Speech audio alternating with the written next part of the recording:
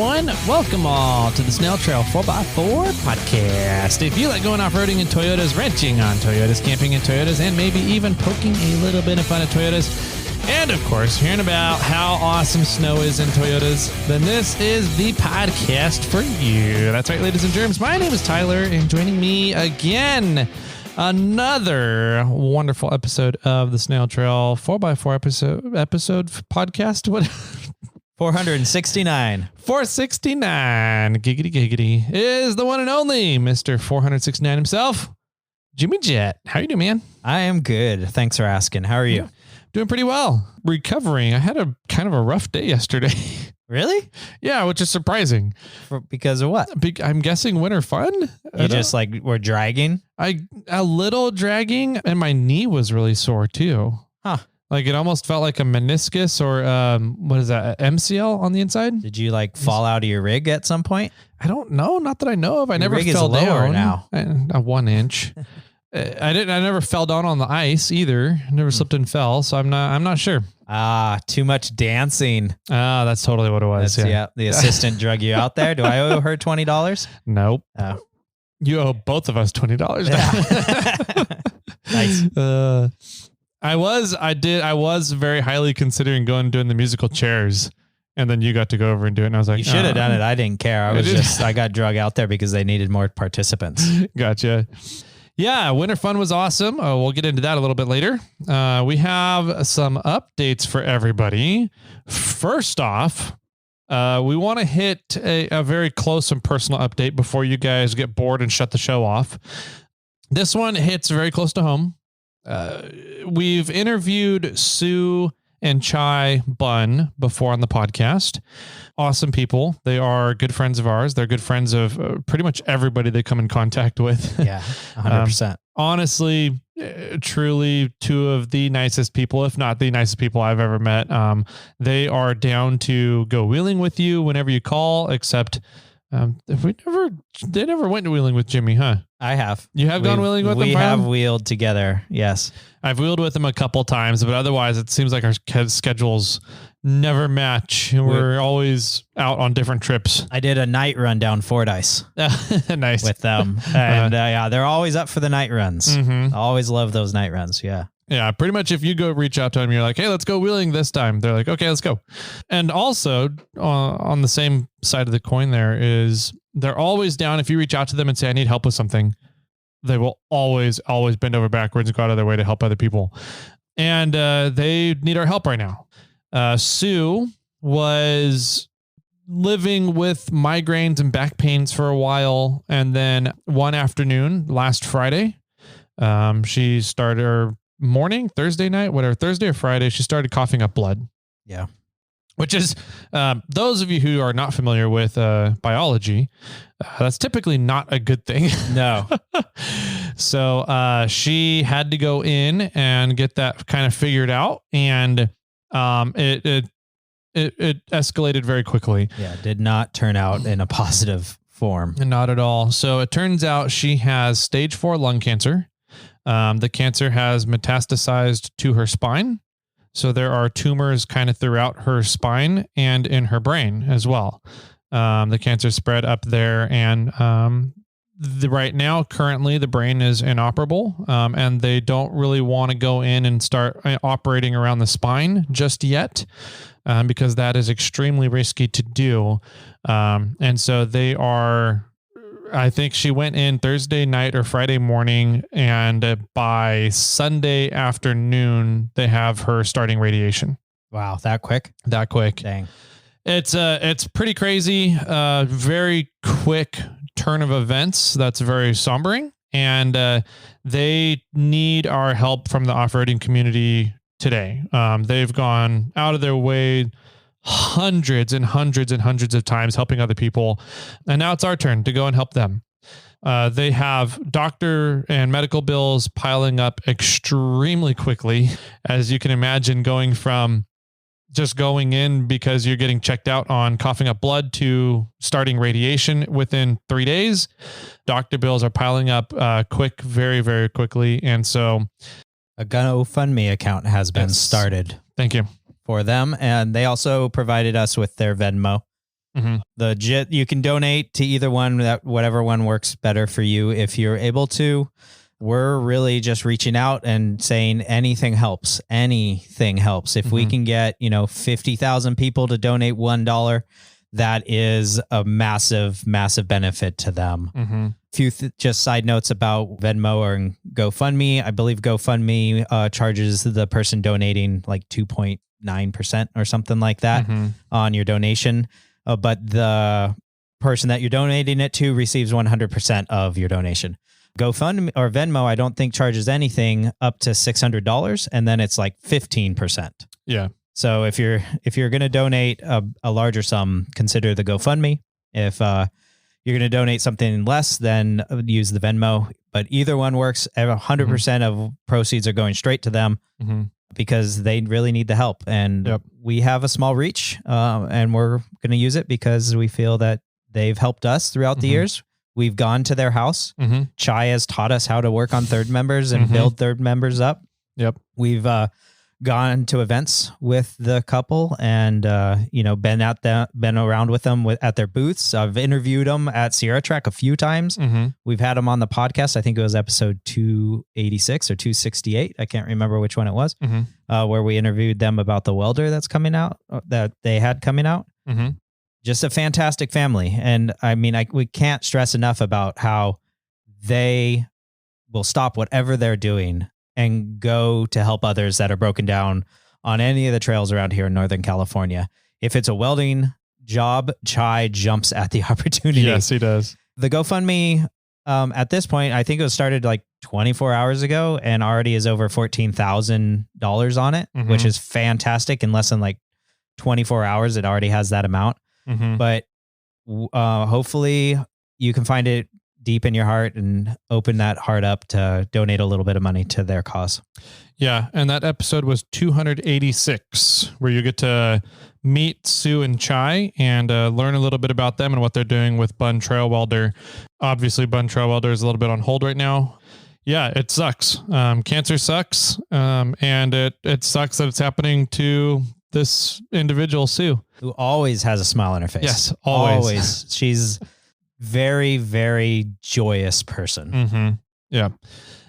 So yeah, please consider helping. The links are down in the show notes. We're going to roll an ad in the show here for the future. So as just kind of a help reminder if you can give $1, please do. Anything helps and goes a long way. When we all found out, the doctors have pretty much given her like a 6-week life expectancy here. So we're trying to get this moving quick. Everything is moving very quickly and the cancer is moving very quickly, whether or not we sit around and do nothing or plan things or do stuff. So we're doing stuff. Hopefully you guys can help us do stuff as well. So go check that out. Please send your good thoughts and vibes over to Sue. You can find her at Mama Bun 89, I believe, on Instagram as well. So, yeah, but it might not be too shocking if she's not responding at the moment. She's limiting her screen time right now and really trying to spend time with her family. So that's Sue. And we'll keep you guys updated on her fight with lung cancer here. Yeah. Sue, we're praying for you. Yep. We love you and hope things are going to go well. Yep. All right. There will be a big fundraiser event, hopefully soon. We're working on getting all that squared away. So we'll get you guys updated if you're in the NorCal region or even SoCal and want to come up and be a part of it. We are going to be working on getting that together. So we'll update you guys on that info as it all comes together as well. So let's see. For our monthly giveaway stuff, we have our stuff from RollerCam. We have a nice little care package from RollerCam with some pretty sweet things in there, including their new rope rollers, which works great with paracord, which if you don't use paracord and you're an off-roader or a camper or a backpacker, look into it. It's some amazing stuff. So yeah. They also have supplied us with a bunch of cam straps from a variety of sizes. I think from 2 feet to 50 feet. I think that big one was. So I think there's like 2 2-footers, 2 3-footers. I think there's 2 4-footers. There's at least a 6, a 9, a 15, and I think a 50. All different sizes. I used the 15 this weekend out on Winter Fun Fest. I strapped my cooler back to my tailgate. Oh yeah. And it held fantastic all weekend long. Didn't loosen up. Opened and closed the tailgate a few times to get stuff out of the cooler, and it was awesome. Super easy to wrench it down. It held fantastic the entire time, and yeah, I have no complaints at all about it. Sweet. But there were new rope rollers. I do need to work on those and play with those a little bit more, because I think that there's a lot of applications that they could be used for that I've traditionally just used straps for. Yeah. So I'm definitely going to try to implement that more in my day-to-day tasks. I feel like the rope rollers really come in handy when you're camping. Yeah. For setting up shelters, you can set up lean-tos with tarps, super easy. You can tie down your tents with them super easy. We should bring those out to KOH for your canopy. Yeah. They'd be awesome to tie down the canopy for sure. Okay, I'm down. All right. Let's see. So thank you to Rollercam for donating some stuff, some goodies for the show and for the listeners. What else do we got updates wise? Well, the Yokohama giveaway is always going on, which is for 750 reviews on Apple Podcast. Once we get to 750 reviews, we are giving away a set of Yokohama tires, almost any tire of your choice. Has to be a 20-inch rim, smaller than a 20-inch rim, and DOT approved tires. While we're not very close to 750 yet, and we're building up, we are going to be giving away swag packs on every 50 on our way up. We're 600's coming up fairly soon. So we're going to give away a swag pack at 600, one at 650, one at 700, and then when we reach 750, we're giving away those Yokohama tires. Sweet. I like it, and I'm excited for that giveaway. I really want to see who ends up winning those. Yeah. It's going to be some unnamed guy that we don't know, and it's going to end up shipping and miraculously end up being like the Morphlite warehouse is where they're going to go. Yeah. It's going to be shipping costs are going to be very minimal. Yeah, it'll be great. Absolutely. That's funny. I do believe the gifts for December giveaway have gone out. Yes, they did. So they're in shipping. They're in route. Mr. California may have already received his. Maybe. Yeah. Mr. Florida probably has not received his. Is that where Alex is? I think Alex is in California and Nathan's in Florida, if I remember correctly. Because I think mine was the one that went to Florida. Got it. Yeah. Got it. Okay. So in regards to that, I did go through the Snail Squad form on Facebook. Cool. And I approved everybody that had been signed up that is currently a member on our Snail Squad section. There was probably 5 people that were trying to get in that were members, and there was 20 people that aren't. Okay. So I had to weed through those weeds. I do think that we might also, I added Alex Sagisi, my guy, to the Facebook group, and I'm not sure if Nathan Dillport's on there or not. I can't remember, but we'll have to check because we might have to also do a voting on irate. Okay. Just to make it a little even. Yeah. Have you done very much work with Discord? I've been on it. Okay. See, I'm kind of the same way. I've been on it before as well, but I don't know all the ins and outs and what it's capable of. I had one listener reach out and say that we should really look into Discord and starting our own Discord server.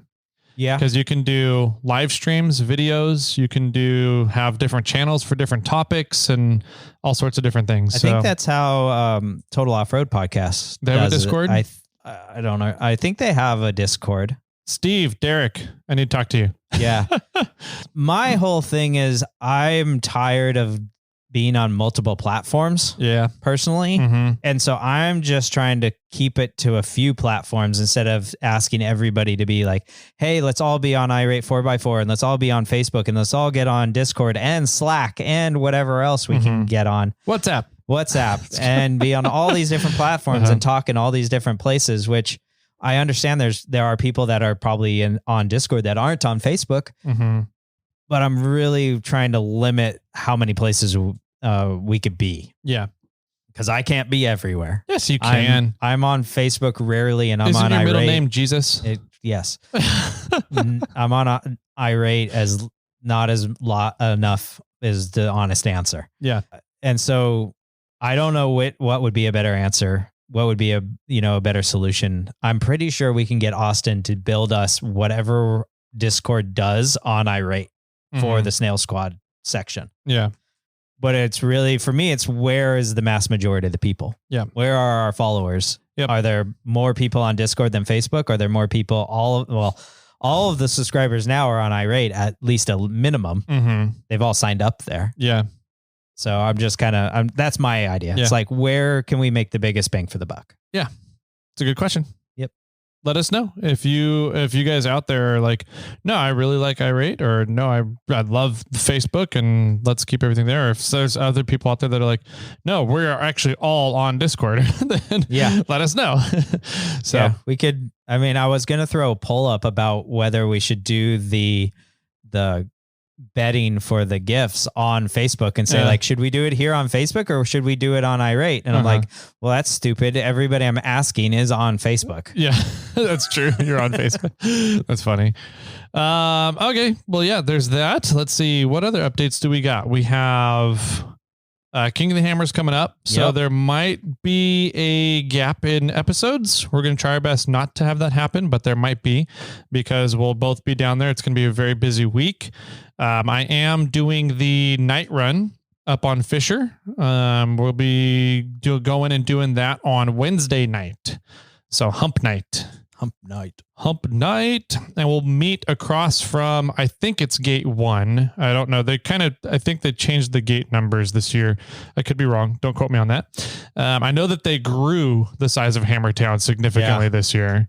The main gate though, which is kind of the front where Boone Road kind of ends up passing the main gate right there as you head around Hammertown back to back door.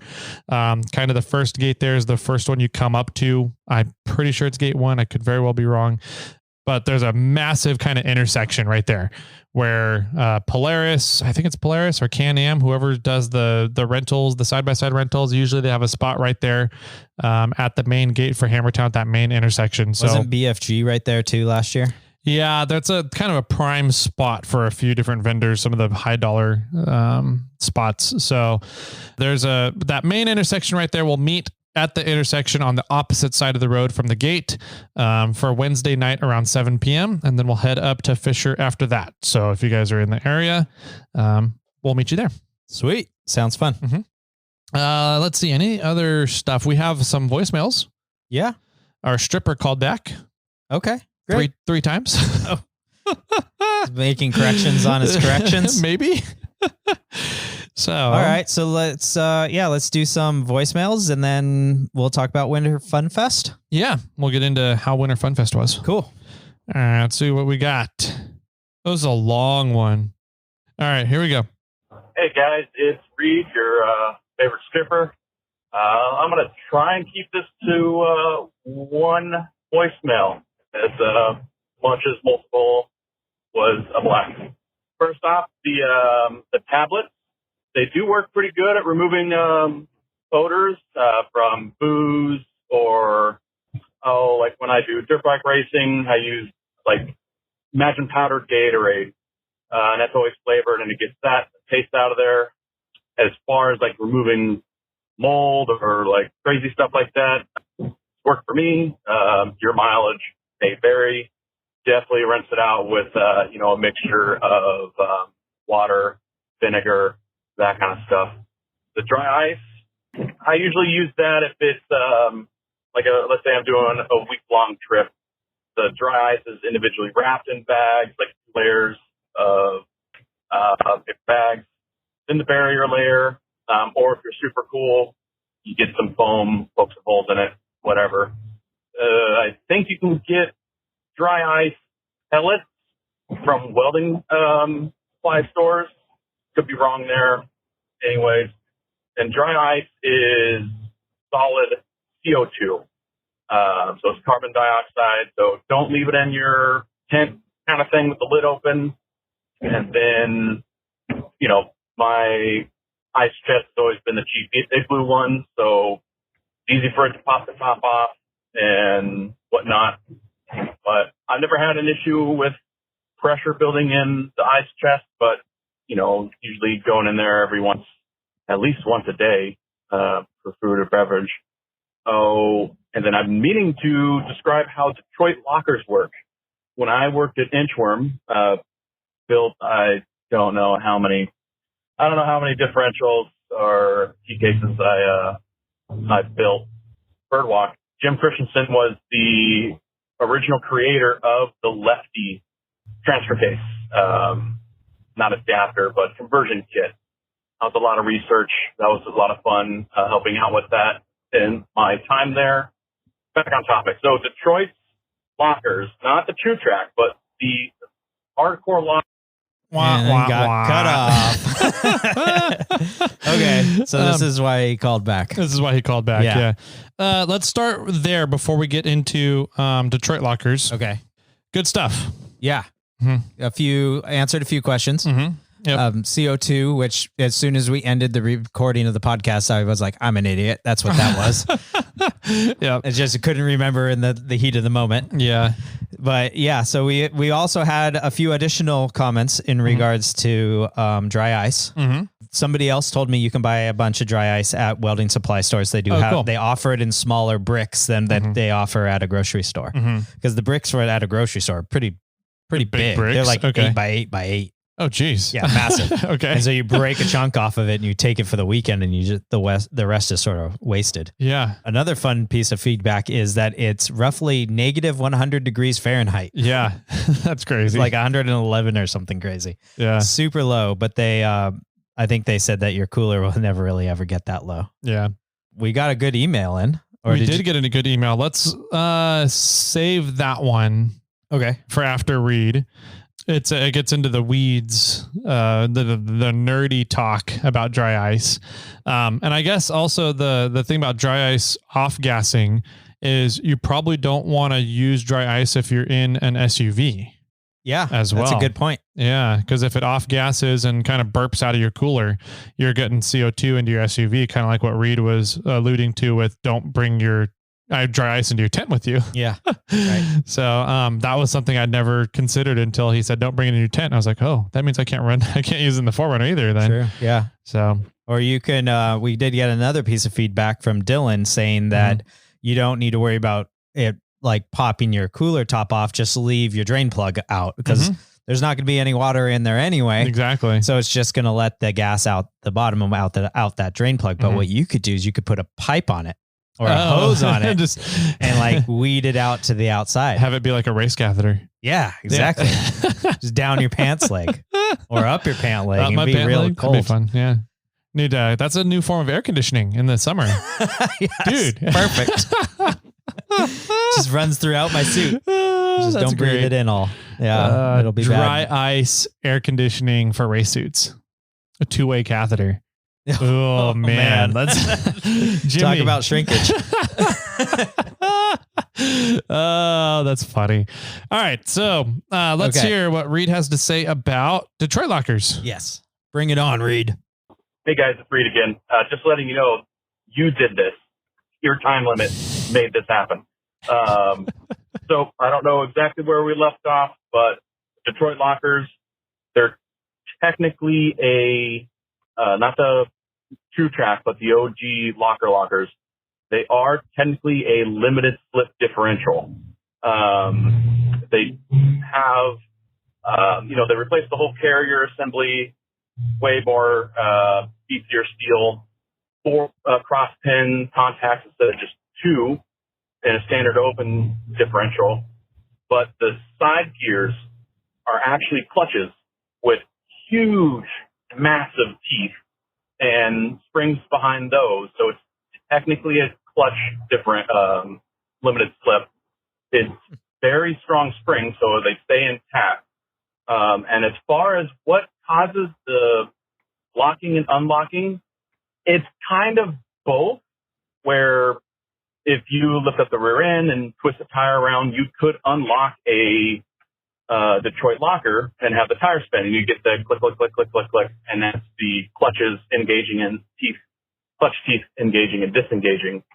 But I would still say it's technically power from the pinion that is causing it to lock, because the power will go through the drive shaft, to the pinion, to the ring gear, to the carrier housing, to the 4-pin, then to the clutches, and then to the wheels. And then as soon as you let off, you're releasing the pressure on those teeth, and then that's how you can turn a little bit tighter on the street when you let off of the gas, then do a turn with the Detroit locker.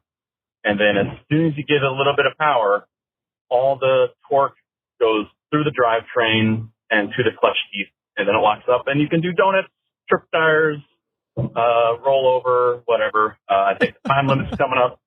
Yep. Thanks, guys. Hope that answers the question, and goodbye. My world's been turned upside down. Yeah. A Detroit locker's a limited slip, right? What? Yeah, it's a style It's not a limited locker? slip. It's a limited slip with massive teeth on it, I guess. Interesting. Okay. Yeah, I mean, that makes sense. So I'm curious, like, if you are obviously driving, right, then everything is engaged. But if you let off the power and you don't have torque pushing on those side gears and those teeth, then things disengage, and that's when you get that kind of click, click, click, click, click, click noise as you're turning. See, I'm not sure, because I get the click, click, click noising when I'm turning and it's engaged. Yeah. Interesting. But I see the thing my thought behind this, now that we've been discussing it for a few weeks, yeah, is that it's primarily all pinion that engages it. Because if you're driving in a parking lot, going fairly slow, and you accelerate to like do a U-turn down another aisle, and you coast through that turn, it won't engage. Yeah, even though it's a tight U-turn, but you're coasting, so the wheels are turning much quicker. Yeah, but it's not engaging. Okay, but if you accelerate through that, then it'll lock itself up and it'll be engaged. So I think the majority of it, if not all of the clutch action and the gears and the 4 pins and everything that Reed said, is almost all dependent on the pinion power. On the pinion and power coming through the pinion. Okay, so that is contrary then to what AI says and what the articles say that we read. It seems like all of the anecdotal evidence of from people that have called in and people experiences are that it's engaging whenever power comes through the pinion, and rather than default engaged with no power and power disengages it, which is what the articles and AI and everything else was saying online. Yeah, I was talking to somebody about this, and I was like, well, I should just lift the vehicle up and spin the tires and see what happens. Yeah. Right? It's because if it's open, in theory, the other tire should spin the opposite direction. Correct. Yeah. But they said, well, there's no spider gears in there, so it's not going to work that way. And I was like, oh, well, I can't even do that. True. So I was trying to figure out a way to really do a test on this. Yeah. But I haven't figured out a good solution. I wonder if you could lift up one tire and spin it and see if, because the other tire would stay on the ground, so it wouldn't be able to go anywhere. See if it spins freely. And see if it spins freely or if it doesn't want to spin at all. Yeah. That we could probably do that. Okay. I did drive halfway home from Winter Fun Fest in 4-wheel drive. Not really. I was like, why is my truck vibrating so bad at 55 miles an hour? Yep. And then that's right. Front drive shaft. Yeah. And I hopped out and I was like, my hubs are unlocked. I'm fine. I unlocked my hubs up there. Maybe one's stuck. So I stopped and tried to turn them and did. And then I was an idiot and just was like, crap, I never took it out of 4-wheel drive. Good job. Then I cruised home at like 65. Nice. And then it started vibrating again. Yeah. But that one's probably drive shaft. Yeah. The rear drive shaft. Yeah. All right. Well, Reed called back a third time. Oh, Super short. This one is. So let's see what he says. Okay. Third and final message, and this is worth calling in. I'm on Team Jimmy. OG Cheez-Its are the best Cheez-Its. Fight me. I don't want to fight Reed. He's a big dude. He's a big dude. I don't know if he said fight me or bite me. Is it? Google says fight me. Okay. Yeah. I mean, if it's bite me, that could be another realm. I didn't know that side of maybe Reed. fight me. Yeah. See, I'm not an OG Cheez-It fan, though. Yeah, exactly. I'm That's a what I was toasted Cheez-It fan. Which toasted Cheez-Its are gross. No. They're such a waste. No, they are the best ones. No, There's no, a little no, burnt no, flavor. no. Have you ever just taken regular boring Cheez-Its and put them over the fire for a second? They're way better. They even get a smoky flavor that way. See, I like smoky. I don't like burnt, though. You know what I would bet is the best Cheez-It combo ever? Huh. Toasted Cheez-Its and hot sauce. Yes. I said it. No, we're done. We're done. We're done with this segment. Give me some last dab No, we're done. on my Cheez-Its. I'm just going to take a Cheez-It and rub it on that hot chip challenge over there, Chip. That's fine. I can do the chip. I can easily do a small little Cheez-It with it. Okay. I wonder if we could take the hot chip challenge chip over there And condense it down to a Cheez-It. No, find a way to get all of the seasoning off of it and turn that into a sauce. Well, that way you can dip your toasted Cheez-Its in the one chip challenge sauce. I've seen somebody take a one chip. I saw a video. Somebody taking a one chip challenge chip, crumbling it up and throwing it in a regular bag of Doritos. Oh, God. Okay. The guy wasn't happy after he ate it. I can't imagine He's like, why. this is a weird chip. It's sort of burnt looking. Ate it. He's like, oh my God. What was that? Jesus Christ. Freaking out. No, That was hilarious. I would kill But you. I if would you say ever that did you to could me. probably just like pulverize that chip and Blend you it get up, you put get it in a blender. a little bit of chip, but you still get all the sauce that way. And then I'm down. Let's take do that. it. We'll blend it up and then blend it in with some salsa. And then you can dip some toasted Cheez-Its in it. Yeah. Okay. All right. Next show, next Thursday. That's what we're doing. We got to do video though. You'll see Tyler eat one of those white cream filled Cheez-It things. Yes. In the hot sauce. No. And then you'll see me eat a toasted one and we'll see who wins. Give up. I quit already. No, thank you. Anyways, all right. So let's go on to Nathan Dillport real quick. Okay. Because he got nerdy on us. Yes, I like he did nerdy. indeed. I like nerd talk. He started talking to us more now that he won Tyler's gift. Right. All right, so here he goes. Nathan Dillport, he said, I was listening to yesterday's episode on my way into the office this morning and have some more info for you.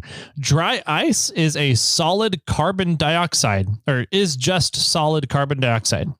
At pressures below the triple point, so that's 5.18 bar or negative 60 psi, it will sublimate or directly change phases from a solid to a gas. It is sensitive to both pressure and temperature.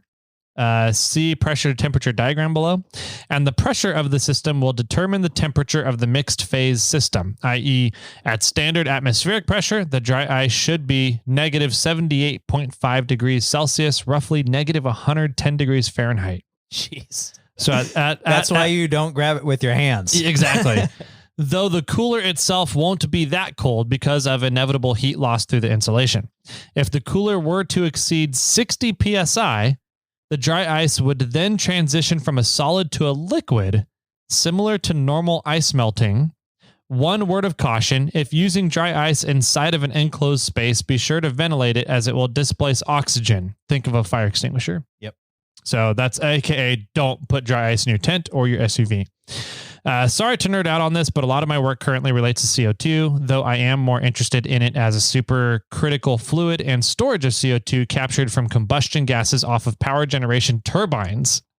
This is actually why I was in Norway last week, coincidentally, and may be coming out to your neck of the woods in March to see another project at Los Medanos Energy Center. Love the podcast. Please keep up the technical content coming. So there you go. I think that answers our question of whether we thought it was we knew it was temperature. Yes. Relied on temperature, but it also relies on pressure. It does. So, both. Yeah, both. Yeah. And it's not nitrogen. And it's not nitrogen, yes. Which we mistakenly said.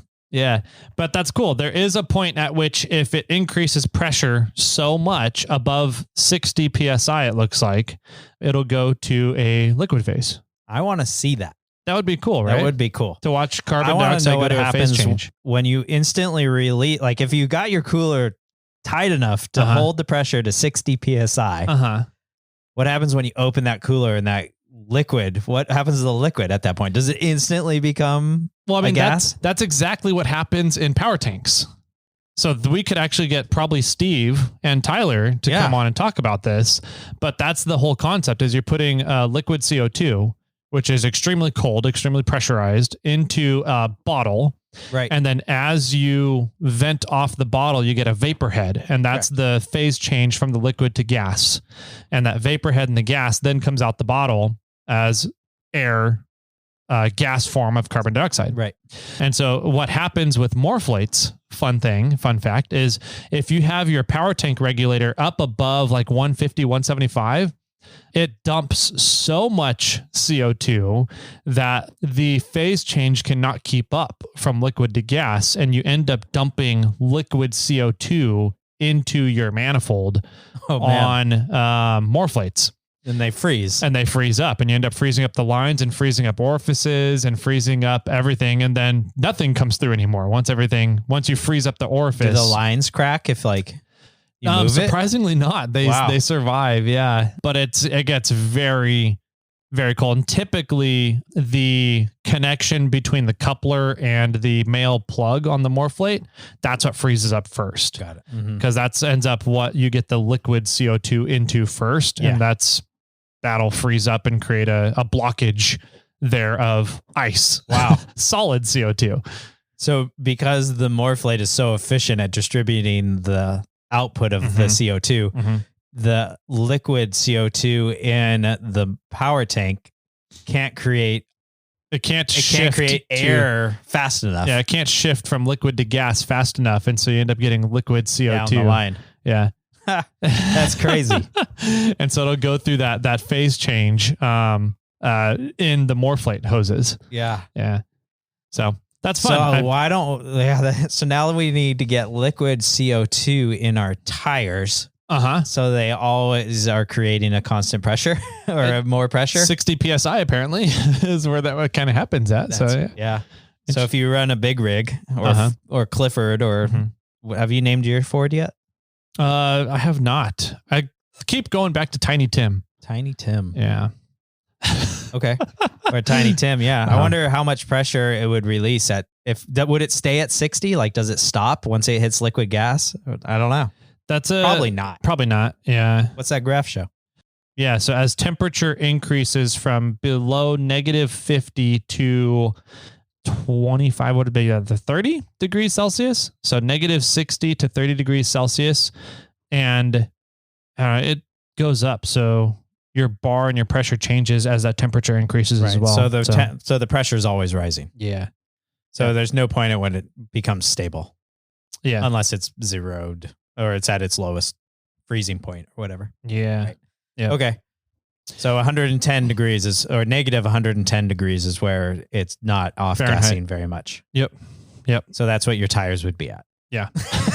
Which is not good for rubber, I don't think. No, I doubt it. I also just learned recently, yesterday, actually, I was talking to a gentleman who's an engineer and used to teach at colleges and owns now an off-road company. Yeah. He said that CO2, carbon dioxide, escapes rubber, so leaks through rubber 7 times faster than oxygen does. Wow. Air does. Okay. Yeah. Sneaky little bastard. Right? That was kind of interesting. I was like, oh, interesting. So technically, if you're running CO2 in your tires for your air inflation, your tires may drop 5 PSI across like a week, 1 to 3 weeks, whereas air will last a lot longer because it doesn't really escape through rubber as much. What about nitrogen? I don't know. It's a good question. We didn't talk about. Ooh, helium would be fun. What is the green caps? Isn't that nitrogen? I don't know. When people have a green cap on their valve stem, means another air source went in there. Oh, I didn't know that. I just thought they were trying to color coordinate their caps with their vehicles. Nope. No, it's another. I don't know what it is, but I think it's nitrogen. Nice. Or hydrogen. Okay. Which would be badass. That would be fun. Yeah. Exploding tires. Yeah. All right, moving on. Thank you, Reed, for calling in and clarifying and correcting and bringing up more questions. And thanks, Nate Dillport, for getting nerdy on us. That was awesome. Yeah. So let's get into Winter Fun Fest. Let's do it.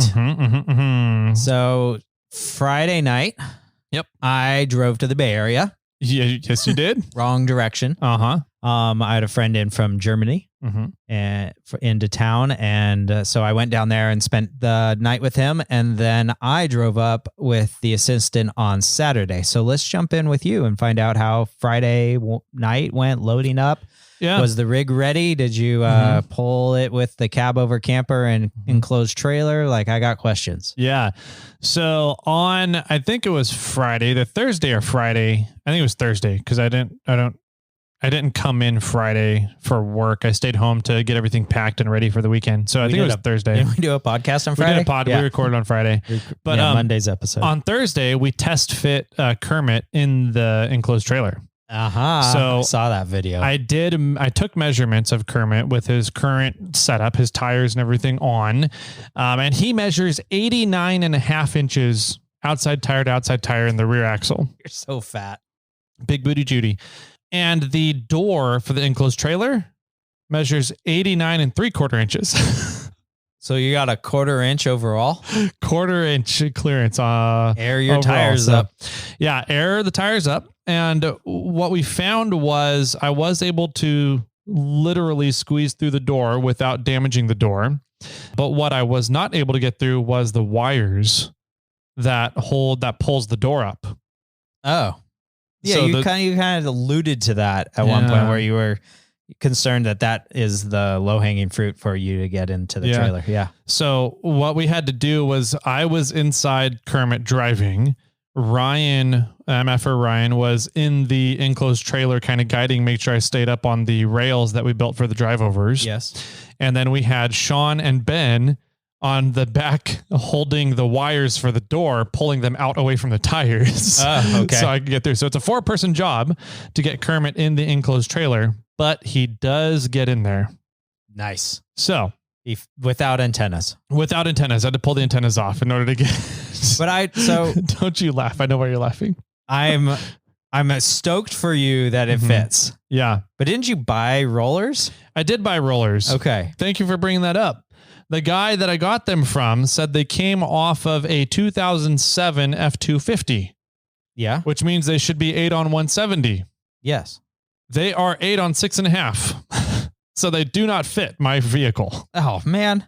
Yeah. Return. Yeah. And so I have a set of 8 on 6.5 rollers. If anybody's interested, you can have them for free. Just come pick them up. They're a nice positive offset, which I was also very excited about, because that would have sucked them in more to clear the back door. But they're 8 on 6.5, and I can't get adapters because then that'll push me back out wide.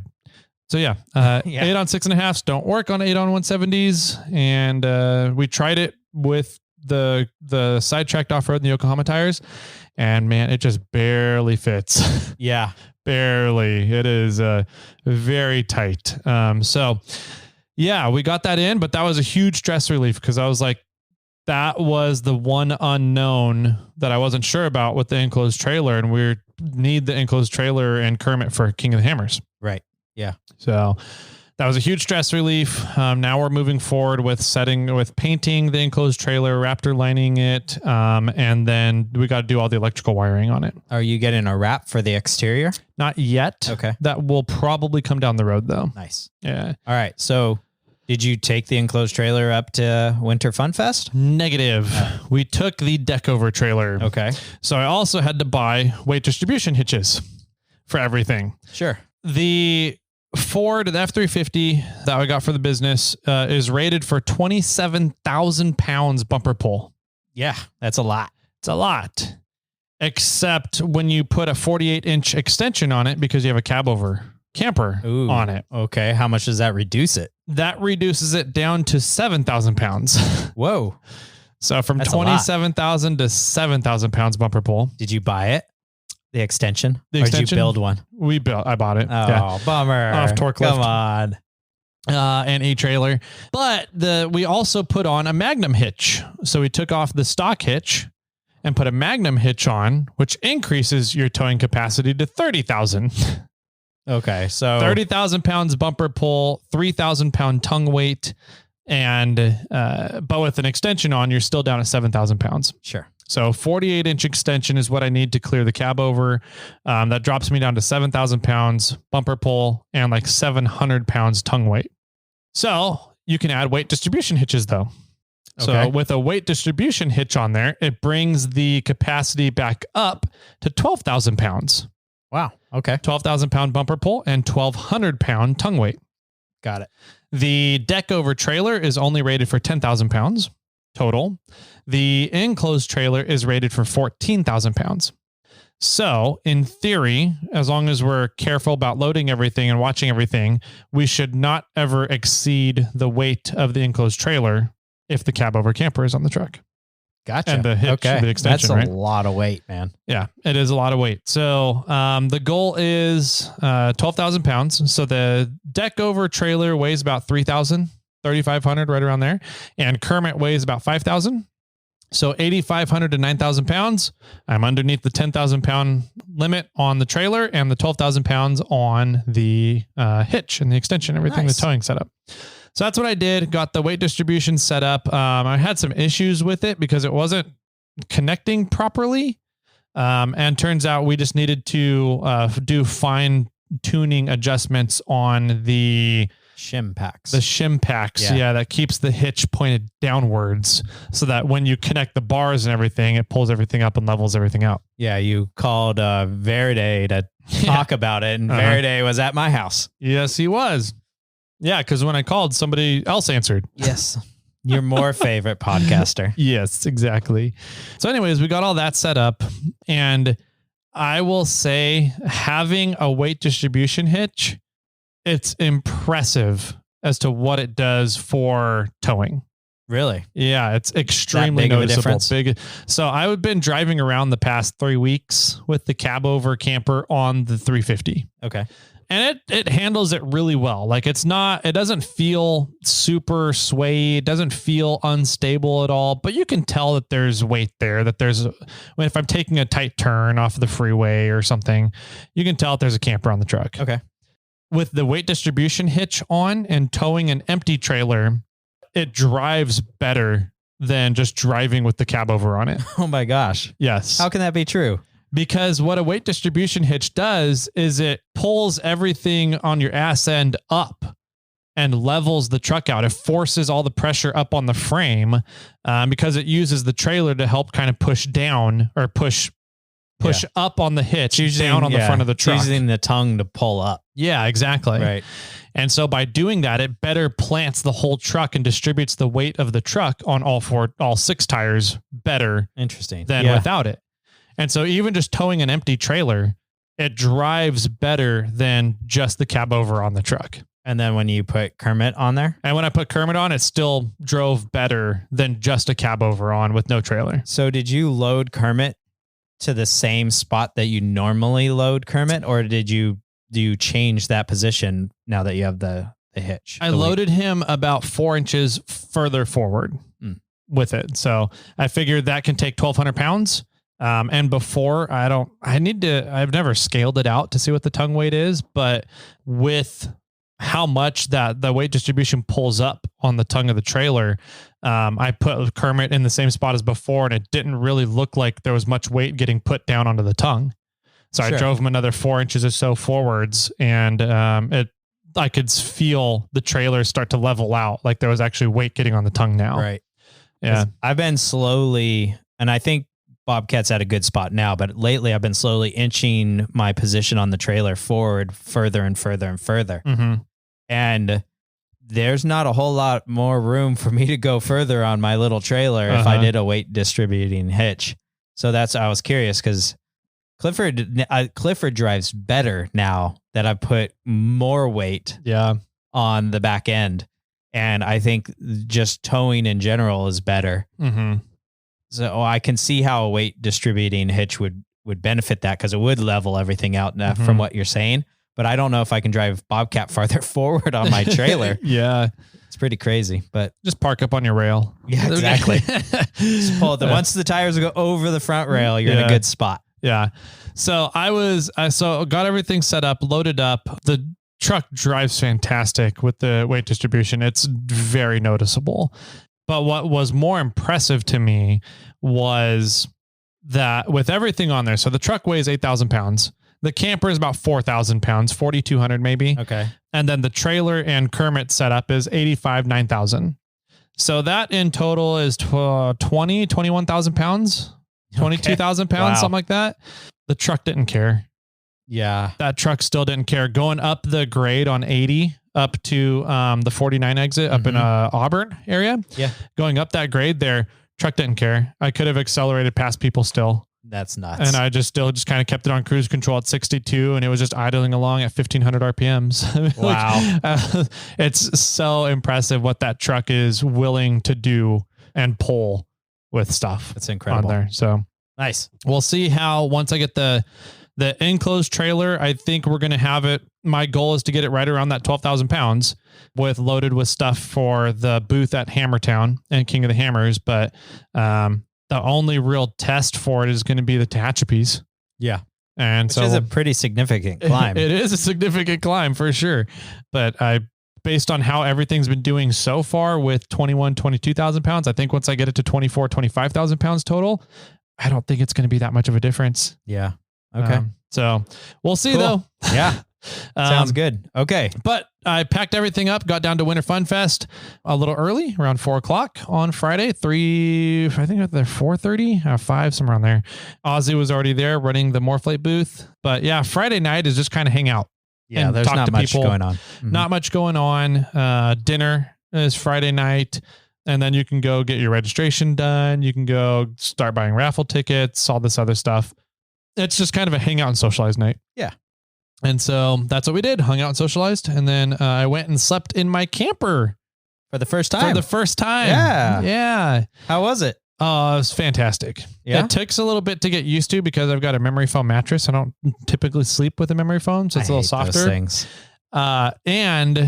You're like, I get up in the middle of the night to roll over and roll around. And I got up a couple times and hit my head. Yeah. And I was like, oh, got used to that.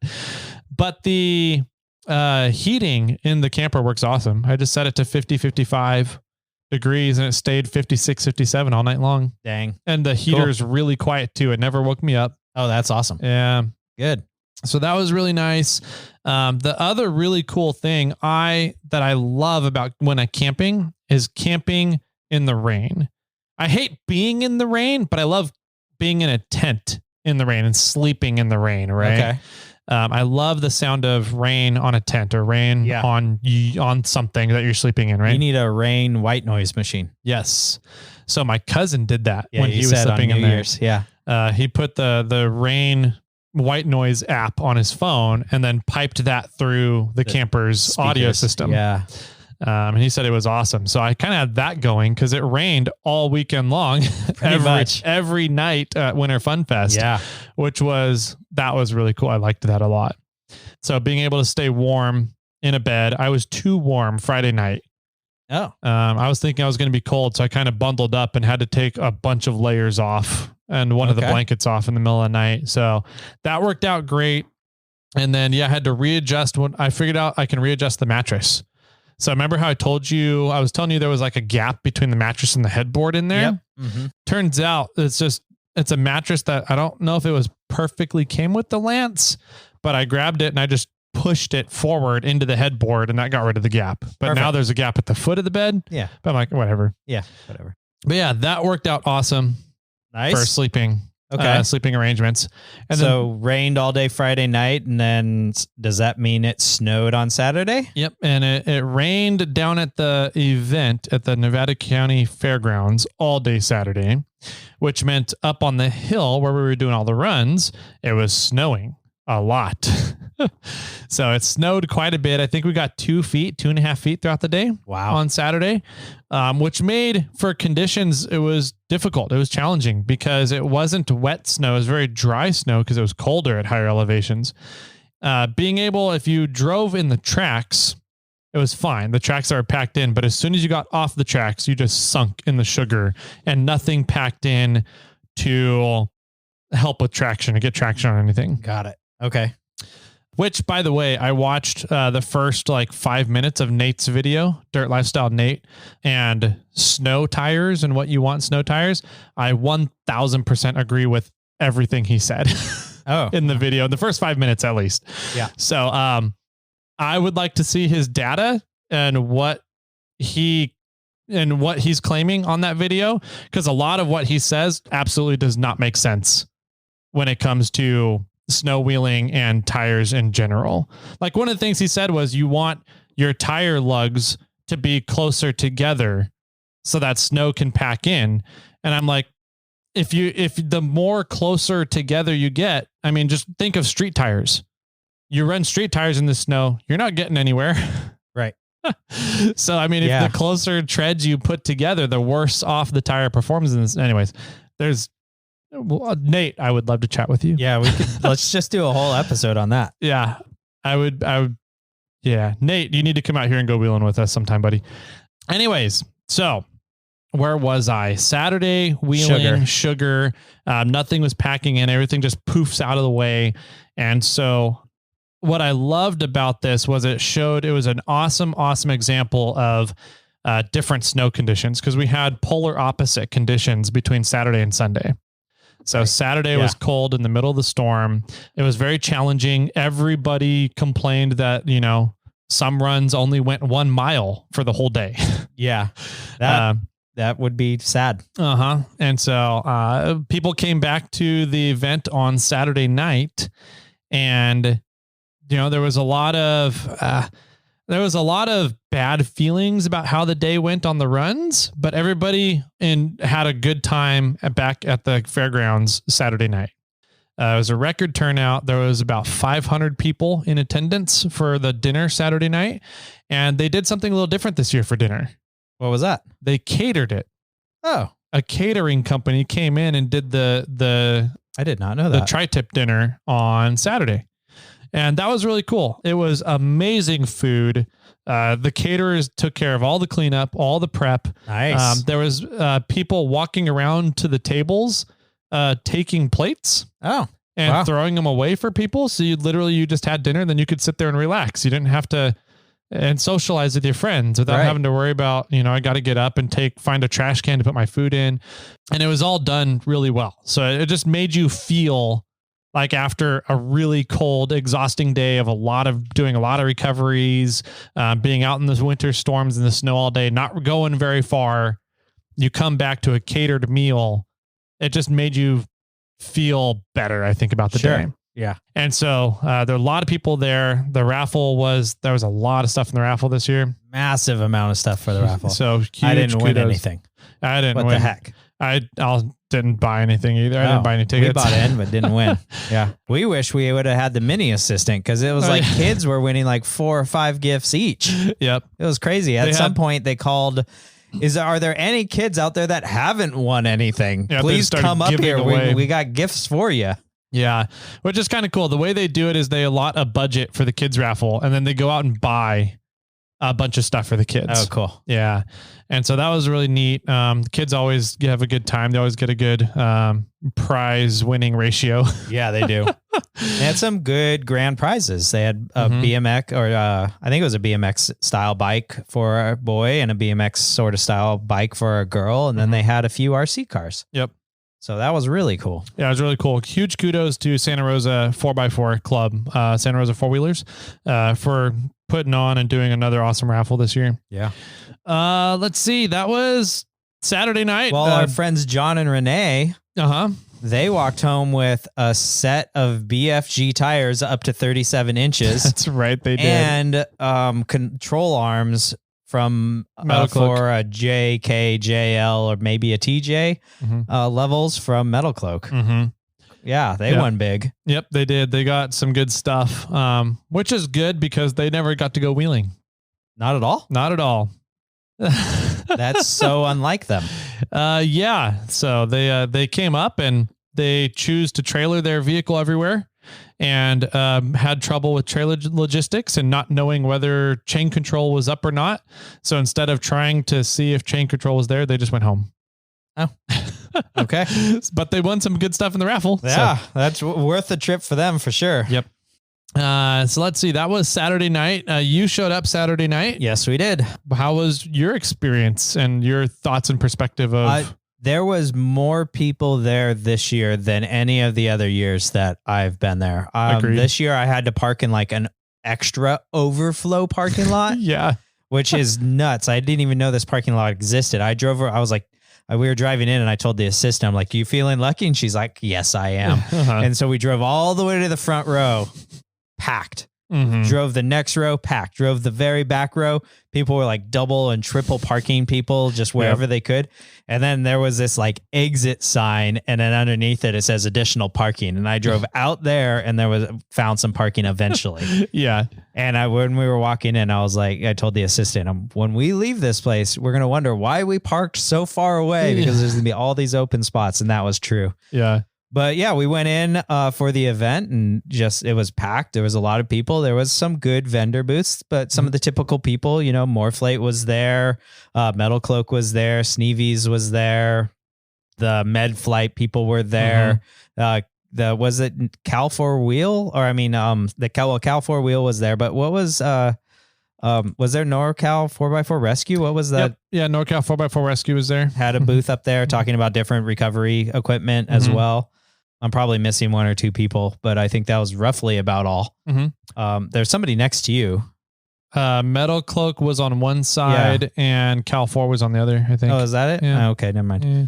But and we ate on the way up. We didn't get the dinner, but it looked like it was fantastic food. But the bar was flowing. Yeah, it was. And that's one of the reasons we came up early. I had a little hair of the dog moment going on because I had some fun with my buddies down in the Bay Area. But as soon as I got that first beer in me, I was warmed up a little bit. The hangover beer? The hangover beer. And yeah, so I don't know. They had a plenty big bar. They had almost everything that you could ever think of. I don't know why Morphlate Sean and I have been on this white Russian kick whenever we're at that event. But I had to tell the guy how to make the white Russians. And then we went off on that whole train for a little while. Got the assistant a strong claw at the last drink, which is just a white claw with a shot of vodka in it. So she didn't even notice it. And I was like, maybe you've had enough if you don't notice this is a little stronger than before. Yeah. But then, the event was fun. The DJ is always a blast. Kudos to the DJ this year. He did not blast people out. True. I don't know if somebody talked to him and said he was too loud last year or something. The DJ's volume was appropriate during dinner time. And then he amped it up once dinner was shut down and people wanted to start dancing. He's always done a fantastic job. My only gripe was that it was too loud last year. And I think this year it was whatever change he did was much better. Yeah, I agree. It was a great level this year. I didn't notice it being too loud at all. Yeah. Not too much more to talk about in that evening. We played, we danced a little. The assistant and I, she drugged me out, I think, for one dance, and then drugged me out there to do musical chairs, which I was sort of reluctant to do. But it was funny because when we were playing musical chairs, I don't know why, but the assistant always, we were walking, let's say clockwise, and whenever they stopped the music, the assistant tried to jump counterclockwise. Maybe just to make sure I had a seat. But then there was always 2 seats available. So I would go over one more seat and then leave her a seat. Yeah. And every time she tried to go backwards and that left, there was times when I slowly walked and sat down in a seat. It wasn't a rush. Yep. And then I was walking around and I don't know if there was any other boys to start besides me. I think it was all ladies at some point. Anyways, I was walking around and I was looking inside, looking at the chairs, and somebody directly across from me is like, "You're going to be out this time. No boys allowed." And I said, "Do you want me to leave?" And she's like, "Yes." And so I just walked off. Yeah. I didn't and it really confused them because they were like, did we not pull a chair out? Yeah. Like, what happened? And I'm like, I just walked away. And it was funny because I didn't care so much. And then a little girl entered. Yeah, to take your spot. And they and she totally messed everything up because they like eliminated chair. A little girl entered. Now there's not enough room for 2 people. You know, and double elimination round. Yeah, it was like a double elimination round, and the assistant got kicked out on that one. So, anyways, after that we went back to camp, and once it was a rainy night again, so we needed to quickly set up our rooftop tent and put all the bedding in because we didn't set it up prior. Our goal was to try to get up there because there was sort of a lull in the rain, and we were trying to get up there before it really started coming down. And about the time we got to the venue, it started dumping. Yeah. And so we're like, all right, we'll just set it up once we're done at the venue. Yeah. Partying it up. And so, so we set up camp, and at some point you came out and was like, I got a half bottle of wine and you guys want it? And we're like, yeah. So we made our camp and went into the cab over camper and had a drink. I think the assistant started drinking water at that point. Yeah. Yeah. She was having her drip drops. Yeah. And I split a bottle of wine with you. We talked for a little bit, and then I think we called it a night. Went to bed. That night it rained a lot, but I don't know how much it rained because we were camped under trees, and when we woke up, it wasn't really raining. It was misty. Yeah. But water was falling because it was collecting on the branches. So I'm not sure how much it actually rained, but I did find out that our rooftop tent really isn't that waterproof anymore. Oh, really? Uh-oh. The rain fly works fine. It was dry. The like ceiling of the tent was dry. The sides were soaking through a little bit. Okay. And we were dry. Like we didn't get wet. But I think we have to concern ourselves with if we go out in the rain again, or we have to figure out how to waterproof the tent once again. Yeah. I've been meaning to talk to Ian from Wheel Every Weekend, because it is a Wheel Every Weekend tent, and just get an idea of what I can do to revitalize it.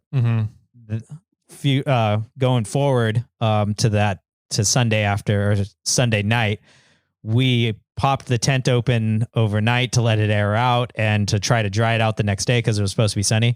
We pulled out the mattress and everything, and the whole underside of the mattress was wet because the water was coming down the side of the tent and then hitting the metal and going underneath the foam mattress. So we were probably on the verge of becoming wet and cold. Yeah. Because that foam mattress was absorbing the water at some point. Yeah. Yeah. So we're going to, if before the Halloween run or another camping run, we're going to have to figure out how to keep that tent dry. Yeah. Let's see. Next day we woke up. I was in good spirits. I really didn't overdo myself the night before. The assistant was feeling pretty good. Packed up and headed out with the crew. You were leading the Snowcat run. Yep. There was 29-ish participants and 10 trail people or trail leaders. Yep. Right around there. 30, 40-ish people on the trail. About 40 rigs. I think we counted 39. 39, 40 rigs roughly on the trail, which was a big group. It's the biggest group we've done so far for Snowcat. We had a similar amount of registrations last year, but only like 16 or 17 showed up vehicles. And then we had another 7 or 8 from the trail crew. So we only had like 25 to 27 vehicles last year. Right.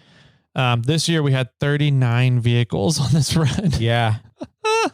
Like we said, it rained all night, and unfortunately it really didn't snow at all. It was a warmer system, rain that came through. So I was very concerned because I was like, I know how much snow came down Saturday. And if that doesn't and it was raining on the trail when we got off the trail on Saturday when we were airing up, it was kind of just like mildly frozen rain. Yeah. So I was like, I know it's raining now. Hopefully it will get colder throughout the night, and all that water content that's coming down now will freeze up. Right. And if it freezes up the snow, then we're going to have an awesome traction. But if it doesn't freeze up, it's going to be terrible traction because it's just going to be all slush. Yeah. Because there's a lot of water content in the snow now. The snow that came down Saturday was a very dry snow without a whole lot of water content. Correct.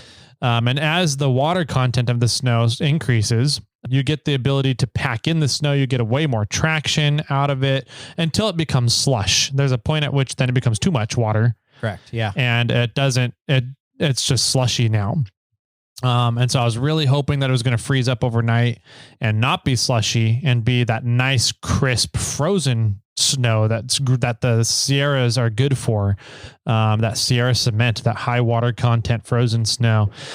And it didn't really do that. No, it didn't. Not until we got to higher elevations, but we'll get to that in a little bit. Mm-hmm. But yeah, it was pretty gnarly. We did meet Forerunner Dave at the entrance, and he said he tried to go in a little ways and and it was getting pretty nasty, so he kind of turned around. Yep. And then we met him when we were airing down. Yeah, at the air down spot, 2 people got stuck. Yes. Yeah. And we had to recover them just from airing down because it was so slushy. Right. Yeah. Also, I was the tail gunner for the most part. And also when we were airing down, 4 other rigs showed up, and I went and talked to them. I'm like, man, we got a group of like 40 people. And unless you drive past us like right now, you're going to get stuck behind us the whole day. Yeah.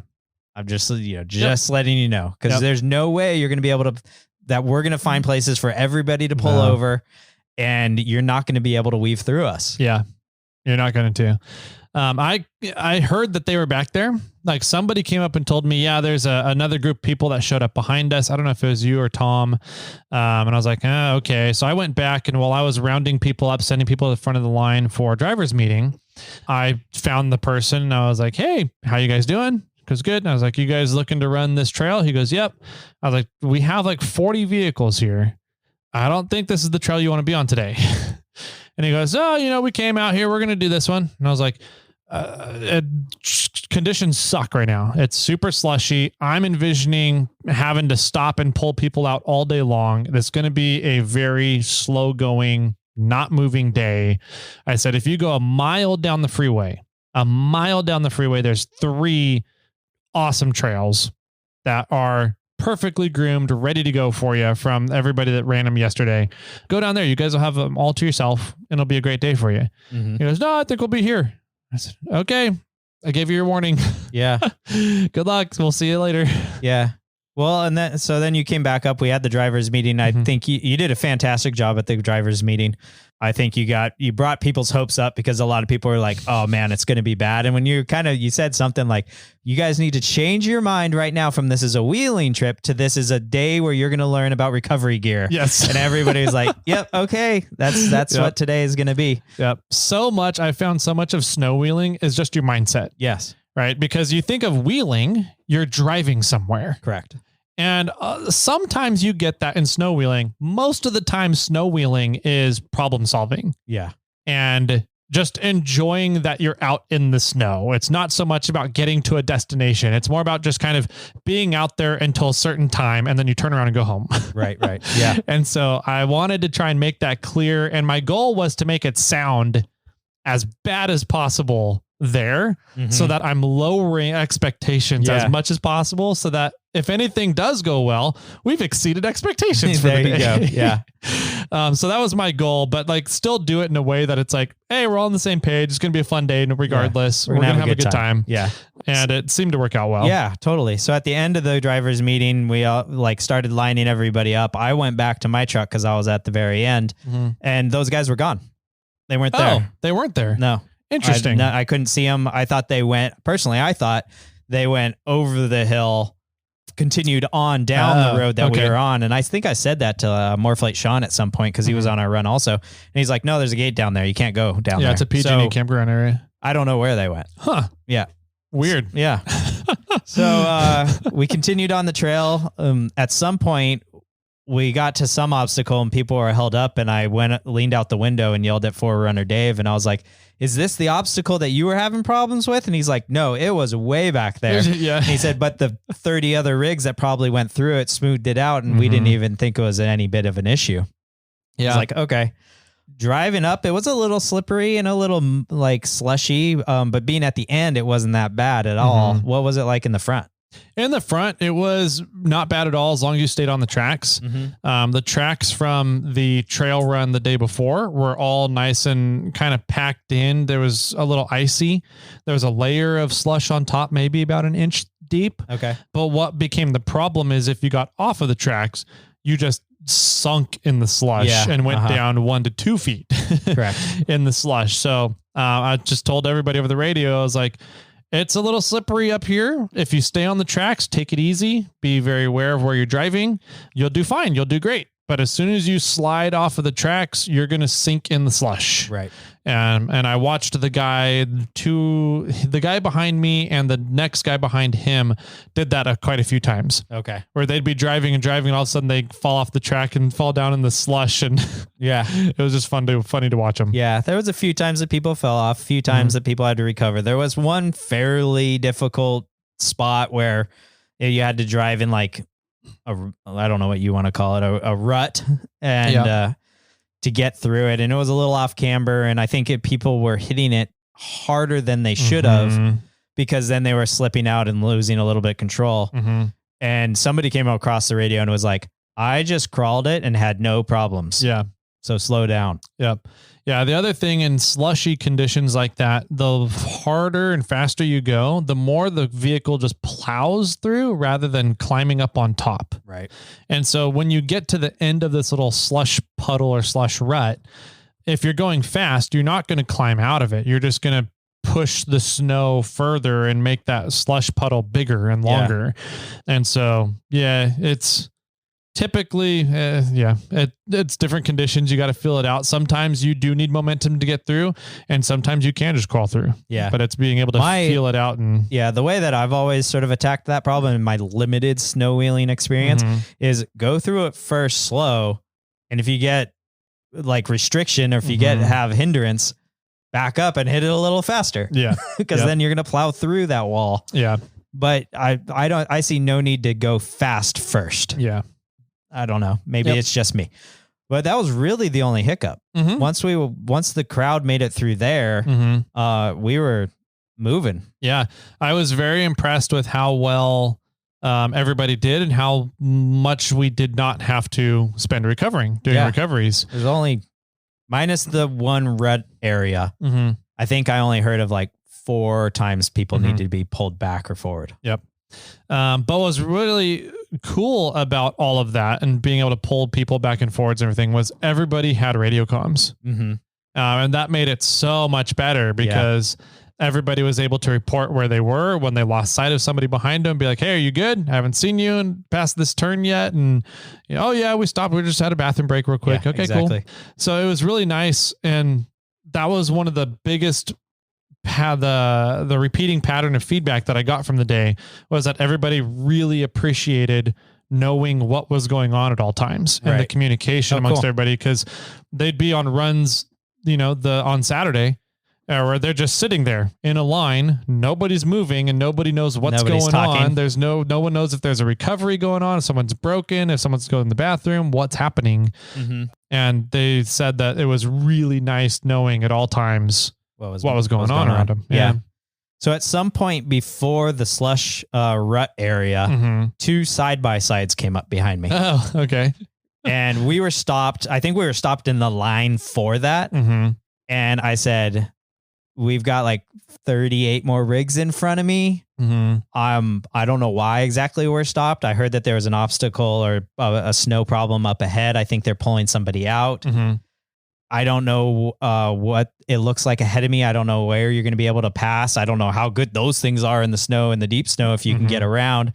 And the guy's like, no worries, man. We'll turn around. There's plenty of trails up here. Like, thanks for being honest with me, and I was like, I'm sorry, but like, I want everybody to be out here. I want everybody to have fun.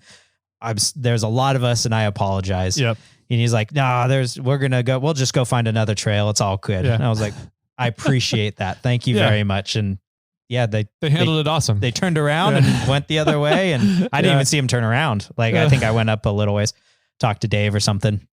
But then, and then somewhat near a little ways from when we started the actual serious climbing, 3 really well-built Jeeps pulled up behind me. Oh yeah. And I walked back and started talking to one of those guys. And I was like, hey, just to let you know, there's like 38 more rigs in front of me. Uh-huh. And he's like, oh, you guys here at Winter Fun Fest? And I was like, yeah. And he's like, okay, cool. Yeah, we're a part of the group too. Mhm. Or we're part of the community. And we were at the event and, we completely understand. And I'm like, we're moving pretty slow. And he's like, yeah, we'll just tag behind. It's no big deal. Yeah. Well, we'll have fun.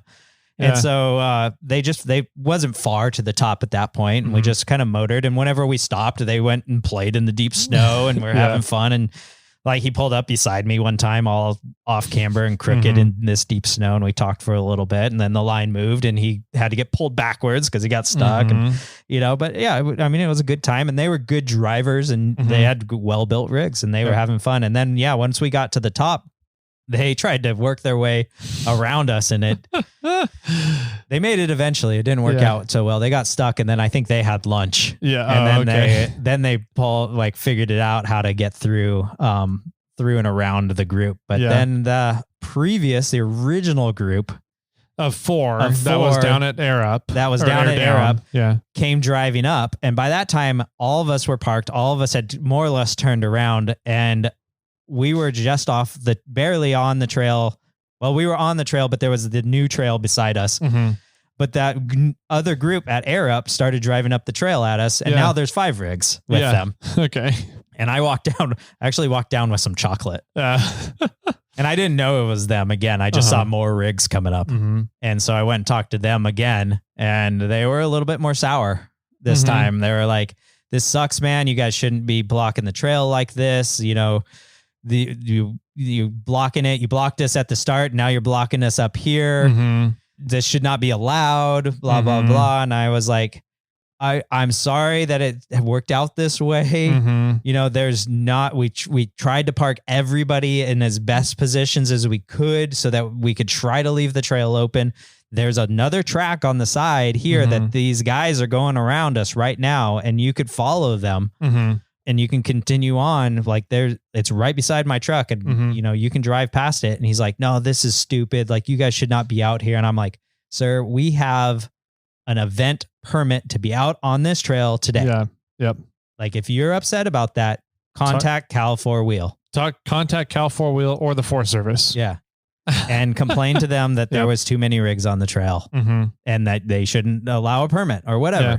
I said, other than that, I can't do anything for you. I'm sorry that it worked out this way. Yeah. So he's like, fine, we'll just turn around here. Yeah. Sort of a thing. Yep. And I think actually they said, fine, we'll just have lunch.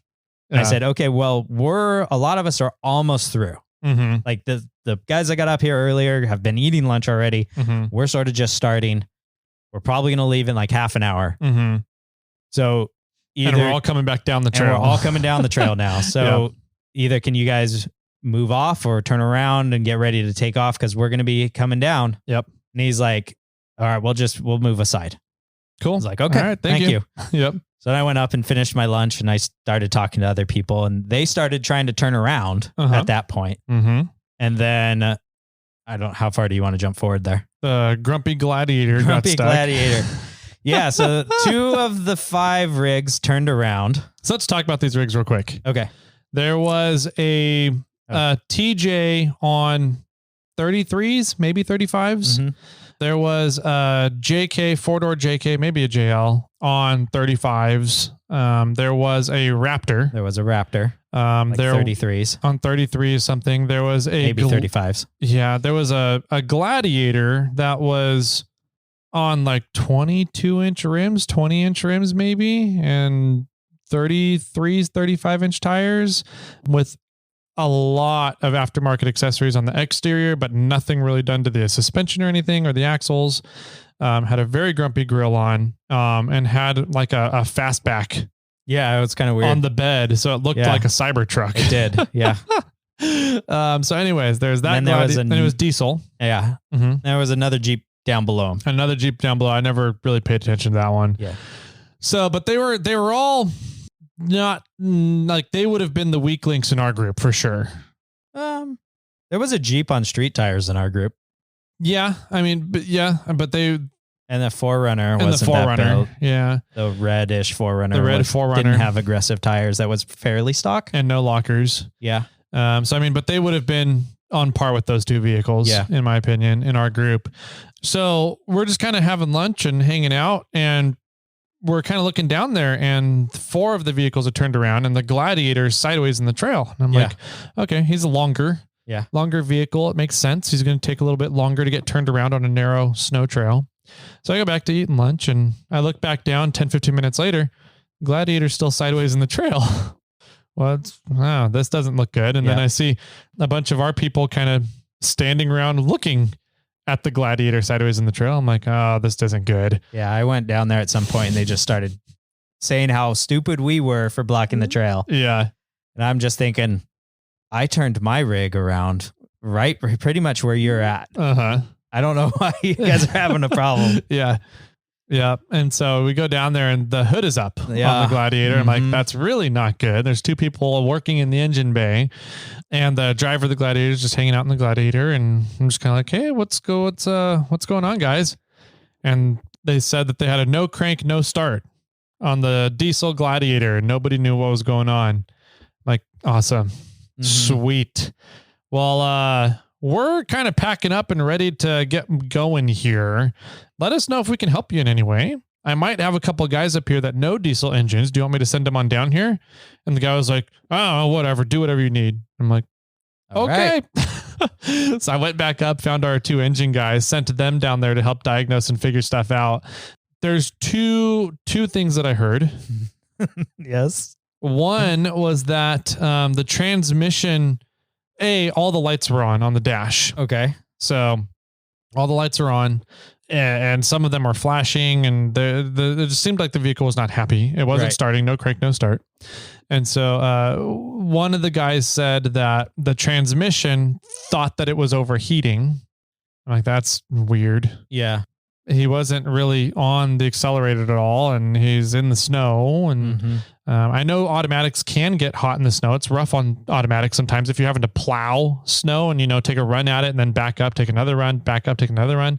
But it wasn't doing that. But he had weren't clean doing tracks. that. Yeah. He had clean tracks coming up, and the snow conditions up there at higher elevation, about halfway through the trail, it was all frozen, exactly how I was hoping it would be. So traction was awesome. The water content was all high water content, but frozen water content. So traction was amazing up there at the top. So I'm like, he's not overworking the transmission. That doesn't make sense to me. And like another guy said, yeah, he didn't have it in park. Yeah, that's what one of the things I heard. I heard it was, he might not have had it in park. Yeah. And as soon as we kind of hinted at that, it started. Yeah.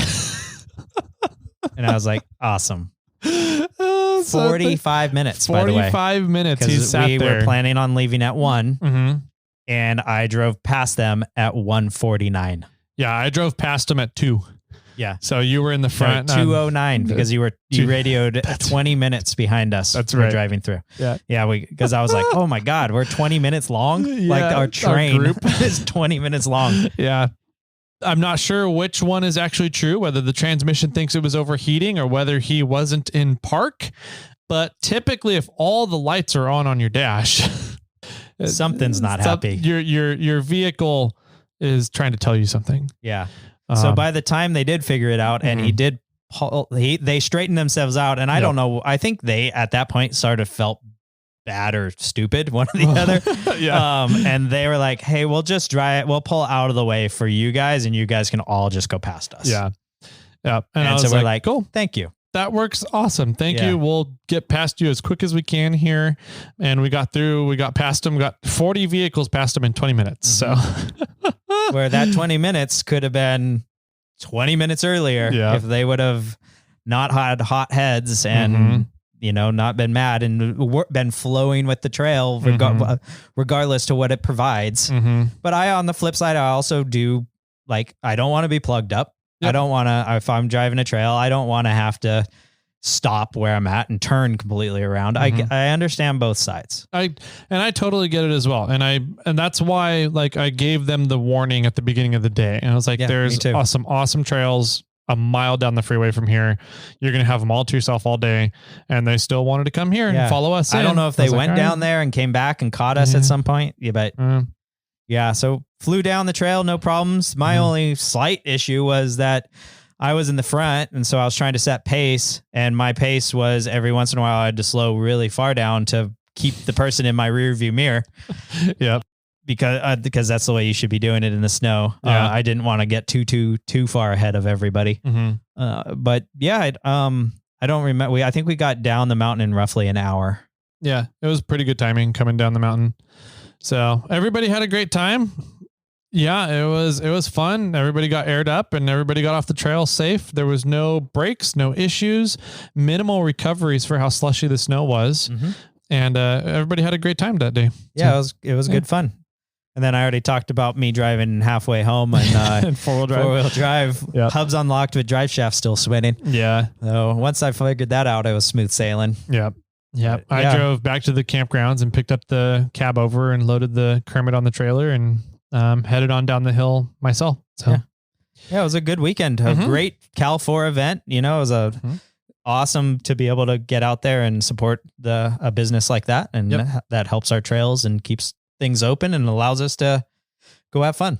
Yeah, I agree. So if you guys see Cal 4 events or other events going on with trail advocacy organizations, I encourage everybody to go out and attend to them in one way, form, or another. Sometimes it sucks sitting in line out on a trail, but usually a lot of these events have a lot of stuff going on back at the event venue. You don't necessarily have to go on a trail run with everybody and a tour guide.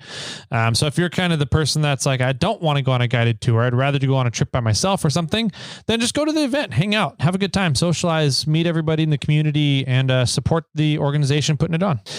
I think that about does it for this episode. Sounds good. If you guys have any questions, you can always reach us at our phone number because we do love getting your phone calls, especially from our favorite stripper. That phone number is area code 916-345-4744. Sweet. And then there's always the Instagrams, the emails.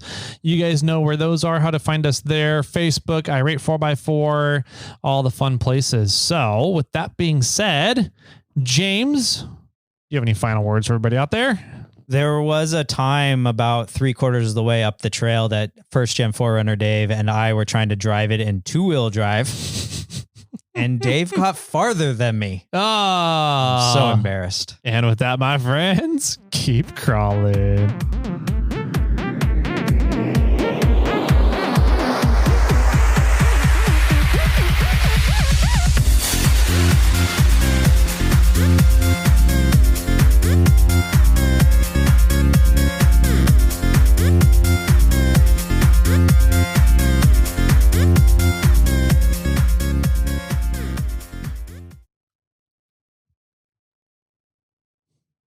I got one for you.